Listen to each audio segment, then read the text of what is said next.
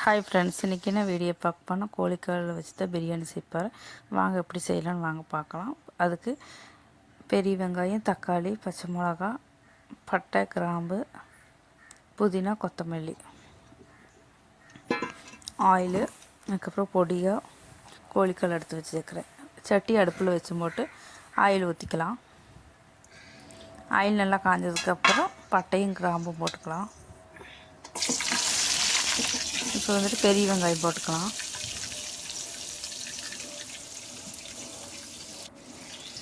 அதுக்கப்புறம் 2 பச்சை மிளகா போட்டுக்கலாம். நல்லா வதக்கி விட்டுக்கலாம்.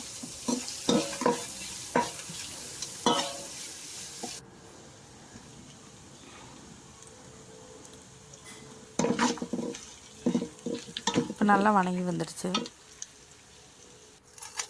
இப்போ உப்பு சேர்த்துக்கலாம். உப்பு சேர்த்து நல்லா வதக்கி விட்டுக்கலாம்.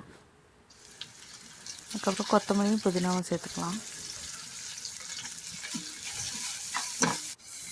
நல்லா வதக்கி விட்டுக்கலாம். அதுக்கப்புறம் இஞ்சி பூண்டு பேஸ்ட்டு சேர்த்துக்கிறேன் 2 டீஸ்பூனு.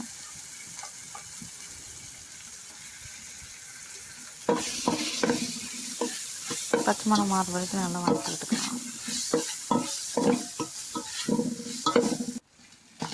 தக்காளி சேர்த்துக்கலாம்.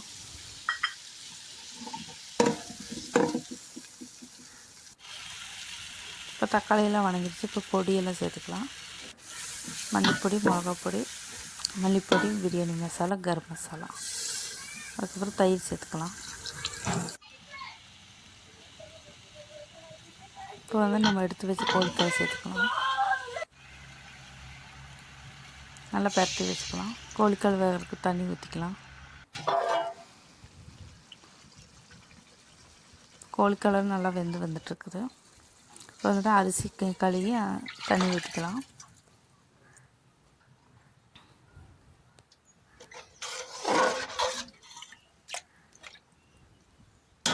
நல்லா இலக்கி விட்டு போட்டு மூடி போட்டு வேக வச்சுக்கலாம்.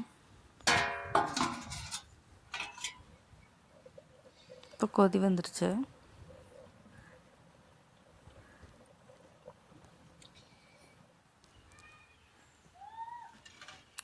இப்போ பிரியாணி ரெடி ஆயிடுச்சு. இப்போ இலக்கி விட்டுக்கலாம் பிரியாணியை.